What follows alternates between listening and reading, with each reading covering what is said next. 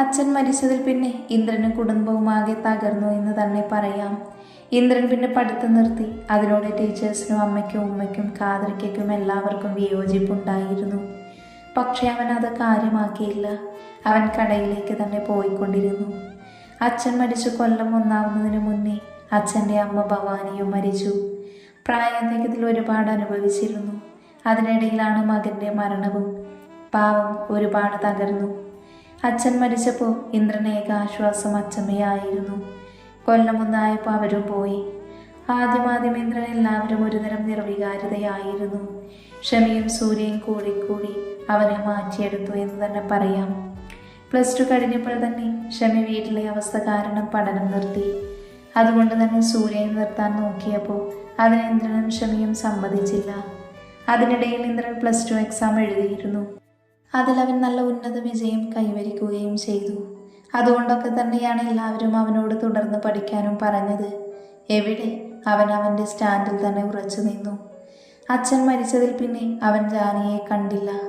സത്യം പറഞ്ഞ് അവൻ കാണാൻ ശ്രമിച്ചില്ല എന്ന് തന്നെ പറയാം. തനിക്കുള്ളതാണെങ്കിൽ അവളെ തനിക്ക് തന്നെ കിട്ടുമെന്ന് അവൻ അവൻ്റെ മനസ്സിൽ പറഞ്ഞു പഠിപ്പിച്ചു. കുറച്ച് വർഷങ്ങൾക്ക് ശേഷം ജാനിയും അമ്മുവും ഇപ്പോൾ +2 കഴിഞ്ഞു. മായപ്പ ഡിഗ്രി ലാസ്റ്റ് ഇയറും. ഉണ്ണിപ്പോൾ 6ലോ 7ലോ എങ്ങാണ്ട് പഠിക്കുന്നു. മായയ്ക്ക് നല്ലൊരു വിവാഹാലോചന വന്നു നിൽക്കുന്നു. പെണ്ണ് കണ്ടുപോയി. മായയുടെ അഭിപ്രായം പ്രായം അറിഞ്ഞിട്ട് വിളിക്കാമെന്ന് പറഞ്ഞ് നിർത്തിവെച്ചതാണ്. അമ്മുവും ജാനിയും ഡിഗ്രിക്ക് പോവാനുള്ള തയ്യാറെടുപ്പിലാണ്. എടി അമ്മുവേ, നിന്റെ പിറകെ കുറേ ആയല്ലോ അങ്ങേര് നടക്കുന്നു. എന്തൊക്കും നിനക്ക് അങ്ങേര് വേണ്ടെങ്കിൽ അങ്ങ് തുറന്ന് പറഞ്ഞൂടെ? ഇതേതു ഭാവം? ജാനി ആത്മഹതിച്ചുകൊണ്ട് അമ്മുവിൻ്റെ മുഖത്തേക്ക് നോക്കി. ജാനിയും അമ്മുവും കോളേജിൽ അഡ്മിഷൻ എടുത്ത് വരുന്ന വഴിയാണ്. അമ്മുവിൻ്റെ ഗാർഡിയനായി വന്നത് വേണുവായിരുന്നു. ഇന്ദ്രൻ ചരക്കെടുക്കാൻ വേണ്ടി പൊള്ളാച്ചിക്ക് പോയതാണ്. പിന്നെ കാതറിക്ക് കടയിലും. അമ്മയ്ക്കാണെങ്കിൽ കാലിന് വേദന കാരണം അതും വയ്യ. അമ്മയ്ക്ക് വയ്യാത്തതുകൊണ്ട് കുൽസുമയും കഴിഞ്ഞില്ല വരാൻ. അത് അമ്മു ജാനിയോട് അറിയിച്ചപ്പോൾ ജാനിയാണ് പറഞ്ഞത് എൻ്റെ അച്ഛൻ എന്നെ ചേർത്താൻ വരുന്നുണ്ടെന്ന്. അപ്പം നീ അത് പേടിക്കണ്ട. പക്ഷെ അമ്മ പറഞ്ഞ ഏട്ടനോട് ചോദിക്കാൻ, ഇന്ദ്രനുമായി സംസാരിക്കാനോ എന്ന് കരുതി കാതോർത്ത് നിൽക്കുമ്പോൾ വേണു വന്ന് ഫോൺ വാങ്ങി ചെവിയിൽ വെച്ചു. അതേസമയം തന്നെ അപ്പുറം നിന്ന് ഇന്ദ്രനും അവനും പ്രതീക്ഷിച്ചിരുന്നു അവളോട് സംസാരിക്കാൻ, അവളുടെ ശബ്ദമൊന്ന് കേൾക്കാൻ. ഹലോ അമ്മു മോളെ, ഇതവളല്ലേ? ഹലോ, കേൾക്കുന്നില്ലേ? അങ്കിൾ, ഞാൻ ഇന്ദ്രനാ. ആണോ? എന്തൊക്കെയാണോ വിശേഷങ്ങളൊക്കെ? സുഖമായിട്ട് പോണു. അമ്മയും ആയോ ഉണ്ണിയും ഒക്കെ എവിടെ? അവളിവിടെ ഉണ്ടെങ്കിൽ ഭക്ഷണം കഴിക്കാം. ആണോ? അല്ല, അവിടെ എല്ലാവർക്കും സുഖമല്ലേ? തലയെന്ന് ചൂണ്ടുവിരലിനാ ചൊറിഞ്ഞുകൊണ്ട് അവൻ ചോദിച്ചു. എല്ലാവർക്കും സുഖം. ഇവിടെ ഒരാളെ ഫോണിൻ്റെ മൂട്ടിൽ തന്നെ ഇരിപ്പുണ്ട്. ആണോ? ആരാ? മനുവാണോ? അവൻ അവർക്ക് വേണ്ടപ്പെട്ട ആരുടെയോ പേര് കേൾക്കാൻ വേണ്ടി ചോദിച്ചു. ഏയ് അല്ല, പാറുവാ. അത് ജാനി. പാറു എന്ന് പറഞ്ഞാൽ മനസ്സിലാവില്ല എന്ന് കരുതി അയാൾ തിരുത്തി പറഞ്ഞു. അതിനിടയിൽ അവൻ്റെ ചുണ്ടിൽ മനോഹരമായൊരു പുഞ്ചിരി വിരിഞ്ഞു. പാറു. അവൻ മനസ്സിൽ ആ പേര് തന്നെ ഉരുവിട്ടു. ആ മോനെ കണ്ണ, പിന്നെ ഞാൻ നാളെ പാറുവിനെ കോളേജിൽ ചേർത്താൻ പോകുന്നുണ്ട്. അമ്മോൻ്റെ ഗാർഡിയനായി ഞാൻ നിന്നോളാം. നിനക്ക് നാളെ സാധനങ്ങൾ എടുക്കാൻ പോവാനുള്ളതല്ലേ? അതിനവൻ പൂർണ്ണ മനസ്സോടെ തന്നെ സമ്മതിച്ചു. കാരണം അവൻക്കറിയാം അവൻ്റെ ജാനിയെ പോലെ തന്നെയാണ് അയാൾ അമ്മുവിനെ കാണുന്നതെന്ന്. അമ്മു പലപ്പോഴും ജാനിയുടെ വീട്ടിൽ പോയി നിൽക്കാറുമുണ്ട്. അങ്ങനെ എന്തായാലും അഡ്മിഷൻ കഴിഞ്ഞ് വേണു ഹോസ്പിറ്റലിലേക്ക് പോയി. അമ്മുവിനെ ബസ് കയറ്റി വിടാൻ നിൽക്കുവാണ് ജാനി. അവർ 10ാം ക്ലാസ്സിൽ പഠിക്കുമ്പോഴാണ് ഒരുത്തൻ വന്ന് അമ്മുവിനെ പ്രപ്പോസ് ചെയ്തത്. അവൻ +2 പഠിക്കുന്നത്. അമ്മ അപ്പോൾ തന്നെ വിട്ടെങ്കിലും അവൻ വിടാൻ തയ്യാറായിരുന്നില്ല. അമ്മുവും ജാനിയും +1 +2 പഠിക്കുമ്പോഴൊക്കെ ഈ ചെക്കൻ അമ്മുവിനെ കാണാൻ വൈകിട്ട് വരുമായിരുന്നു. അമ്മുവാണേലൊന്നും പറയാതെ സമ്മതമാണെന്നോ അല്ലെന്നോ പറയാതെ നിൽക്കും. ഇന്നിപ്പോൾ അവൻ പഠിക്കുന്ന കോളേജിലാണ് അഡ്മിഷൻ എടുത്തത്. അവനെ കണ്ടപ്പോൾ അവളുടെ മുഖത്ത് ചിരി. അവൻ അവളെ കണ്ടു എന്നറിഞ്ഞപ്പോൾ മനഃപൂർവ്വം വായിച്ചു കളഞ്ഞതുമൊക്കെ ജാനി കണ്ടിരുന്നു. പക്ഷേ അച്ഛനുള്ളത് കൊണ്ട് അവളൊന്നും ചോദിച്ചതുമില്ല. എൻ്റെ പൊന്നമ്മു, നിനക്കതെന്താ പറ്റിയത്? നിനക്കിഷ്ടമല്ല അവനോട് പറയേ ഇഷ്ടമല്ലെന്ന്. ഇതൊരുമാതിരി ചാണകത്തിൽ ചവിട്ടി എക്സ്പ്രഷൻ ഇട്ട്. അയ്യേ, നീ പോടി. അല്ലടി, ഞാൻ കാര്യം പറഞ്ഞതാ. നിനക്കിഷ്ടമല്ല നീ അത് തുറന്ന് പറയണം. എന്തിന്? ഓ, എൻ്റെ ബുദ്ധൂസേ, ആ ചേട്ടന് നമ്മളെ കൂടെ പഠിക്കുന്ന ശില്പയ്ക്കൊരു നോട്ടമുണ്ട്. ഏത് ശില്പ? അതുമല്ല, നിനക്കെങ്ങനെ അറിയാം? എടി, അല്ലെങ്കിൽ വേണ്ട. എടി മരഭൂതമേ, അവൾ നമ്മളെ +2 വരെ ഉണ്ടായിരുന്നില്ലേ? ആ ചേട്ടൻ നിന്നെ കാണാൻ വരുമ്പോഴൊക്കെ അവളും ഉണ്ടാവാറുണ്ട് അവിടെ. ആണോ? ആണല്ല, പെണ്ണ്. നിനക്ക് വേണ്ടെങ്കിൽ അവൾ പോയി പ്രപ്പോസ് ചെയ്യട്ടെ എന്ന് ഇന്നലെയും കൂടെ അവളെ കണ്ടപ്പോൾ അവളും ചോദിച്ചു. ജാനി അമ്മൂനെ ഇടം കണ്ടിട്ട് നോക്കിക്കൊണ്ട് പറഞ്ഞു. ജാനി പറഞ്ഞതൊക്കെ കേട്ട് അമ്മു ഇപ്പോൾ കരയുമെന്നൊരു എക്സ്പ്രഷൻ ഇട്ട് നിൽക്കുക. അതാ നിന്റെ ബസ് വന്നു. എവിടെ? നമ്മുടെ ആള് ജാനി പറഞ്ഞതും ആലോചിച്ച് നിൽക്കുക. ജാനി കുലുക്കി വിളിച്ചപ്പോഴാണ് അവൾക്ക് ബോധം വന്നത്. എന്താടി കോപ്പേ? അയ്യോ, ഒന്നുമില്ല എൻ്റെ തമ്പുരാട്ടി, നിന്റെ ബസ് വരുന്നതാ. അതായിരുന്നു. ഇതല്ലെങ്കിൽ അടുത്ത ബസ്സിലും പോവാം. അപ്പോഴേക്കും ബസ് വന്ന് അവരുടെ മുന്നിൽ നിർത്തിയിരുന്നു. ചെല്ല്, നീ കയറ്. നീ പോയിട്ട് വേണം എനിക്ക് പോവാൻ. ഒന്നിങ്ങോട്ട് കയറി കൊച്ചേ. ബസ്സിലെ കിളി അവളുടെ കിളി പോയ നൃത്തം കണ്ട് ചൂടായി. ഓ, കയറുവാ. അപ്പം ജാനി ടാറ്റ. തിരിച്ചും ജാനി ടാറ്റ കൊടുത്തു. അമ്മ പോയതും ജാനിക്ക് വല്ലാത്തൊരു വീർപ്പുമുട്ടൽ. അതറിഞ്ഞെന്നോണം അമ്മ ബസ്സിൽ നിന്നും തല പുറത്തേക്കിട്ട് വിളിച്ചു പറഞ്ഞു. കണ്ണേട്ടൻ ഇന്ന് രാത്രിയാ, അല്ലെങ്കിൽ നാളെ പുലർച്ചെയോ എത്തും. നീ വേഗം വീടെത്താൻ നോക്ക് ജാനുമാ. അതുവരെ മ്ലാനമായി നിന്നിരുന്നവളുടെ മുഖം പ്രകാശിച്ചു. ജാനി അമ്മുവിനെ നോക്കി മനോഹരമായി പുഞ്ചിരിച്ചു. തൻ്റെ എല്ലാ കാര്യവും താൻ പറയാതെ തന്നെ അറിയുന്നവൾ, തൻ്റെ പ്രിയപ്പെട്ട കൂട്ടുകാരി. എൻ്റെ പൊന്നു കൊച്ചേ, ഒന്ന് അവിടെങ്ങാനും പോയി അടങ്ങിയിരിക്ക്. അമ്മുവിൻ്റെ കളി കണ്ട് ആ കിളിക്ക് ചിരി വരുന്നുണ്ടായിരുന്നു. അയാളത് മറച്ചു വെച്ചു. അല്ല കൊച്ചേ, ആ കുട്ടിക്ക് വല്ല ലൈനും വല്ലതും ഉണ്ടോ? ഒട്ടൊരു നേരത്തെ നിശബ്ദതയ്ക്ക് ശേഷം ആ കിളി ചോദിച്ചു. കുട്ടിക്ക്? ഇയാളോടൊപ്പം ബസ് സ്റ്റോപ്പിൽ നിന്ന് ആ കുട്ടിക്ക്. എന്തിനാ? അത് പിന്നെ ഇല്ലെങ്കിൽ എനിക്കൊന്ന് ഒപ്പിച്ചു തരുമോ?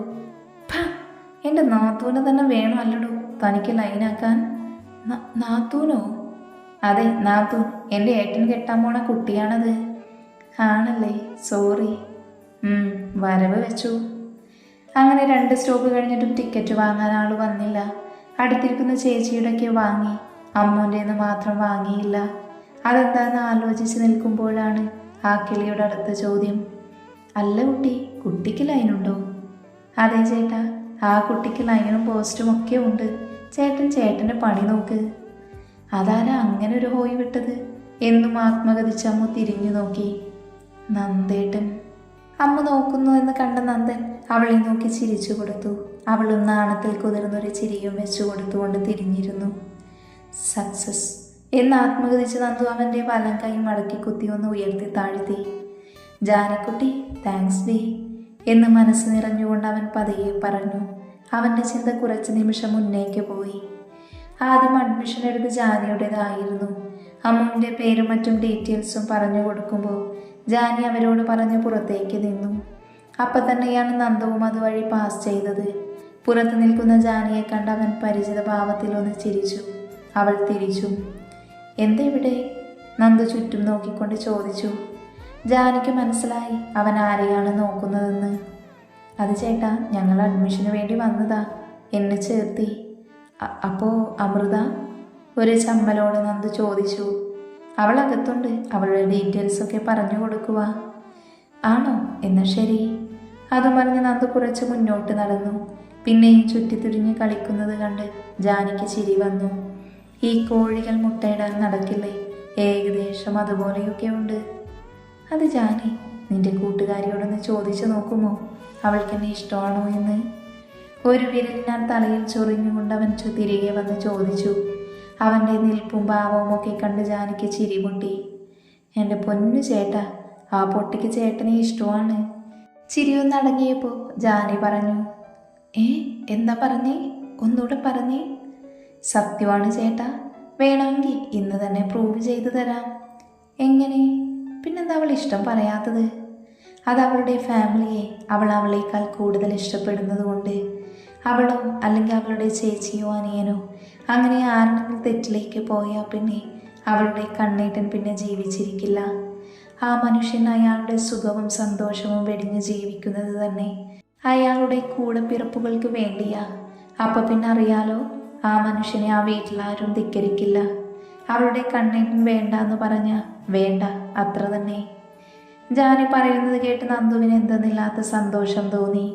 അത് അവൻ്റെ മുഖത്ത് പ്രകടമാകുകയും ചെയ്തു. അത് കണ്ട് ജാനിക്ക് സന്തോഷമാവുകയും ചെയ്തു. അല്ല, അവൾക്ക് എന്നെ തിരിച്ചു ഇഷ്ടമാണെന്ന് ഇയാൾക്ക് എങ്ങനെ മനസ്സിലായി? നന്ദു ജാനിയോട് ചോദിച്ചു.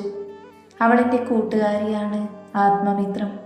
ഒട്ടും ആമന്തിക്കാതെയുള്ള ജാനിയുടെ മറുപടിയിൽ നിന്നും അവന് മനസ്സിലായി അവർ തമ്മിലുള്ള ബോണ്ടിങ്. അപ്പം എനിക്ക് പ്രൂവ് ചെയ്തു തരുമോ അവൾക്ക് എന്നെ ഇഷ്ടമാണെന്ന്? അതൊക്കെ ചെയ്തു തരാം. പഠനം കഴിഞ്ഞൊരു ജോലി വാങ്ങി അവളെ കൂടെ കൂട്ടുമെന്നൊരു ഉറപ്പ് എനിക്ക് തരുവാണെങ്കിൽ.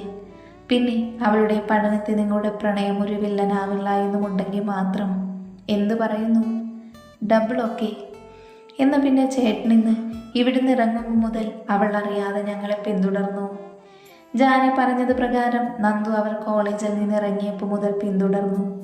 അതിനിടയ്ക്ക് അമ്മു ആരെയോ തിരയുന്നതൊക്കെ അവൻ കണ്ടു. പിന്നീടുള്ള ജാനിയുടെ പറച്ചിലും അമ്മുവിൻ്റെ കിളിപോയ നൃത്തവുമൊക്കെ കണ്ട് നന്ദുവിന് വന്ന ചിരി അടക്കി നിർത്താൻ പ്രയാസപ്പെട്ടു. അങ്ങനെയാണ് അവൾ കയറിയ ബസ്സിൽ തന്നെ അവനും കയറിയത്. അവളുടെ മുഖത്ത് വിരിയുന്ന ആ പുഞ്ചിരിയിൽ നിന്ന് തന്നെ മനസ്സിലാക്കാം അവൾക്കുള്ളിൽ താനുണ്ടെന്ന്. ഇല്ല പെണ്ണെ, ഞാൻ കാരണം നിന്റെ കുടുംബത്തിനൊരു ബുദ്ധിമുട്ടും ഉണ്ടാവില്ല. അവിടെയുള്ളവരെല്ലാം എൻ്റെയും കൂടെയാണ് എന്നൊരു പ്രതിജ്ഞയും ആ നിമിഷം അവനെടുത്തു.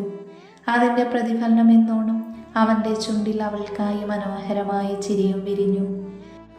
നന്ദുവിൻ്റെയും അമ്മുവിൻ്റെയും കണ്ണിൽ കണ്ണിൽ നോക്കിക്കൊണ്ടുള്ള കളി കണ്ട് നമ്മുടെ ബസ്സിലെ കിളിയുടെ കിളി പോയി നിൽക്കുവാണ്.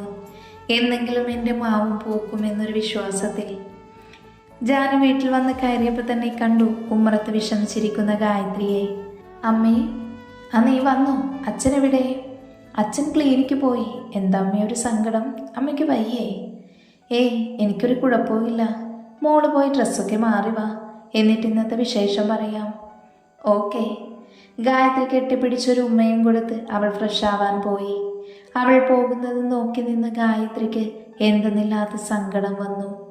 ജാനി പോയി ഫ്രഷായി വന്ന് ഗായത്രിക്കരികിൽ വന്ന് അവരുടെ മടിയിൽ കിടന്നുകൊണ്ട് ഇന്നത്തെ വിശേഷങ്ങൾ മൊത്തം പറഞ്ഞു. ഒരു ചിരിയോടെ അവരെല്ലാം കേട്ടുനിന്നു. അമ്മ, ഞാൻ നന്ദേട്ടനോട് പറഞ്ഞത് തെറ്റാണോ? അവനോട് പറഞ്ഞപ്പോൾ ഇല്ലാത്ത ആകുലത അവളിൽ ഇപ്പോൾ വന്ന് നിറഞ്ഞു. തെറ്റാണോ എന്ന് ചോദിച്ചാൽ നീ പറഞ്ഞതൊക്കെ ശരി തന്നെ. അവരുടെ പ്രണയം ഒരു ടൈം പാസിനല്ലെങ്കിൽ. ഏയ് അല്ലമ്മ, നന്ദേട്ടനും അമ്മുവിനും സിൻസിയറായിട്ടാണ്. ഞാൻ കണ്ടതാ. അമ്മുവിൻ്റെ ഫാമിലിയെ പറ്റി പറഞ്ഞപ്പോൾ നന്ദേട്ടൻ്റെ കണ്ണിലെ സന്തോഷവും മുഖത്തെ തിളക്കവും. പിന്നെയും ജാനി ഒരുപാട് സംസാരിച്ചു. അതെല്ലാം ഒരു ചിരിയാലെ ഗായത്രി കേട്ടു നിന്നു. ജാനി ഉച്ചമയക്കത്തിലാണ്. ഗായത്രി നഴ്സറിയിൽ പോയി മീനുവിനെയും ക്ലിനിക്കിൽ നിന്നും വരുന്ന വേണുവിനെയും കാത്തിരിപ്പാണ് ഉമ്മറത്ത്. മനു +2 കഴിഞ്ഞ ഡിഗ്രിക്ക് ഹൈദരാബാദാണ്. അവിടെ വേണുവിൻ്റെ ഒരു സുഹൃത്തിൻ്റെ വീട്ടിൽ പെങ്കസ്റ്റായിട്ടാണ് നിൽക്കുന്നത്. അങ്ങനെ കുറച്ചു നേരത്തിനു ശേഷം വേണു വന്നു. കൂടെ തന്നെ മീനുവും. എന്താടോ മുഖത്തൊരു തെളിച്ചമില്ലായ്മ? വയ്യേ? ഏയ് ഒന്നുമില്ലേട്ടാ, നിങ്ങൾ പോയി കുളിച്ചു വാ, ഞാൻ പോയി ചായ എടുത്തു വെക്കാം. അമ്മയുടെ പൊന്നുവാ, അമ്മ കുളിപ്പിച്ചു തരാലോ. വേണുവിൻ്റെ കയ്യിൽ നിന്നും മീനുവിനെ വാങ്ങിക്കൊണ്ട് ഗായത്രി പറഞ്ഞു. പിന്നെ എടോ, അവൾ ഇന്ന് ഉച്ചയ്ക്ക് ഉറങ്ങിയിട്ടില്ലാട്ടോ. ഇവളും കാത്തവും ഒരേ കളി തന്നെയായിരുന്നു എന്നാ പറഞ്ഞത്. ആണോടി കള്ളി എന്നും പറഞ്ഞ് ഗായത്രി അവളുടെ വയറിൽ കിളിയാക്കി അകത്തേക്ക് കയറി. കുറച്ചു കഴിഞ്ഞ് ഗായത്രി മീനുവിനെ ഉറക്കി കിടത്തി വേണുവിനുള്ള ചായയുമായി ഉമ്മറത്തേക്ക് വന്നു. ദാ ചായ. അല്ല, എവിടെ കോളേജ് കുമാരി? അവൾ ഉച്ചമയക്കത്തിലാണ്, വിളിക്കണോ? ഏയ് വേണ്ട വേണ്ട, താൻ ഇവിടെ ഇരിക്ക്. തൻ്റെ അടുത്ത് കസേരയിൽ ഗായത്രിയെ പിടിച്ചിരുത്തിക്കൊണ്ട് വേണു ഒരു ചായ സിപ്പ് കുടിച്ച് അടുത്തുള്ള ടീപ്പോയിൽ വെച്ചു. ഇനി പറയ, എന്താ എൻ്റെ പൊണ്ടാട്ടിയുടെ പ്രശ്നം? അത് വേണുവേട്ട, ഞാനിന്ന് ചുമ്മാ പണിയൊക്കെ കഴിഞ്ഞ് വെറുതെ ഇരുന്നപ്പോൾ നമ്മുടെ ജാനിയുടെ ജാതകം പോയി നോക്കിച്ചു. അതുമല്ല 18 കഴിഞ്ഞ് അവളുടെ ജാതകം ഒന്ന് നോക്കിക്കണമെന്ന് അമ്മ പറഞ്ഞിരുന്നല്ലോ. ഗായത്രി പറയുന്നതൊക്കെ നല്ലൊരു കേൾവിക്കാരനെ പോലെ അയാൾ കേട്ടു നിന്നു.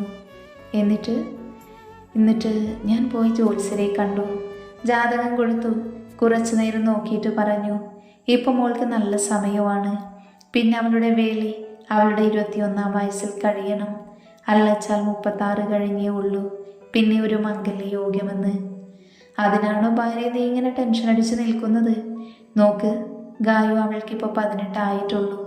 അവൾ ഇപ്പോഴേ കല്യാണം കഴിഞ്ഞു തളച്ചിടല്ലേ, അവൾ അവളുടെ ലൈഫ് ആസ്വദിക്കട്ടടൂ. അല്ല വേണുവേട്ട, എന്നാലും എന്തോ ഒരു പേടി. എന്തു പേടി? 21 വയസ്സാവാൻ ഇനിയുമുണ്ട്, 3-4 വർഷം. അപ്പോഴേക്കും അവൾ ഒരാളെ കണ്ടുപിടിച്ചു കൊണ്ടുവന്നോളും. നീ ഇങ്ങനെ ടെൻഷനായി BP കൂട്ടണ്ട. ഏട്ടൻ ചായ കുടിക്ക്, അതിപ്പോൾ തന്നെ തണുത്ത് കാണും. അല്ലെങ്കിൽ വേണ്ട, ഞാൻ പോയി വേറെടുത്തോണ്ട് വരാം. ഏയ് അത് സാരമില്ല എന്നും പറഞ്ഞ് ഒറ്റ വലിക്കാൻ ചായ കുടിച്ച് ഗ്ലാസ് ഗായത്രിക്ക് കൊടുത്തു. ഗ്ലാസ് വാങ്ങി തിരിഞ്ഞു നടക്കാൻ തുനിഞ്ഞ ഗായത്രിയെ നോക്കി വേണു പറഞ്ഞു, അതെ, എനിക്ക് ഷുഗറിൻ്റെ പ്രശ്നമൊന്നും ഇല്ലാട്ടോ ഭാര്യയെ. അത് കേട്ട് ഗായത്രി സംശയത്തോടെ നെറ്റി ചുളിച്ച് വേണുവിനെ നോക്കി. ഒന്നുമില്ല, നീ നിന്റെ ടെൻഷൻ്റെ ഭാഗമായി ചായയിൽ മധുരമിട്ടില്ല. ഇല്ലേ? അത് ചോദിച്ച് ബാക്കിയുള്ള ചായ കുറച്ച് വായിലേക്ക് വെച്ചു നോക്കി. വെച്ചത് സ്പീഡിൽ തന്നെ തുപ്പിക്കളയുകയും ചെയ്തു. അയ്യേ, കടുപ്പൊക്കെ, മധുരം പോരാ. സോറി വേണുവേട്ട, ഞാൻ എന്തോ ഒരു ഓർമ്മയിൽ. ഞാൻ പോയി മധുരമൊക്കെ ഇട്ട് കടുപ്പം കുറച്ച് വേഗം ചായ ഇട്ടുകൊണ്ട് വരാം. വേണ്ടടോ, എനിക്ക് വേണ്ട മധുരം ഞാൻ എടുത്തോളാം. ഗായത്രിയുടെ കണ്ണിലേക്കും ചുണ്ടിലേക്കും നോക്കി അയാൾ പറഞ്ഞു. നീങ്ങു വാ ഭാര്യയെ. ഒന്ന് പോ വേണുവേട്ട, മക്കളുണ്ട് ഇവിടെ.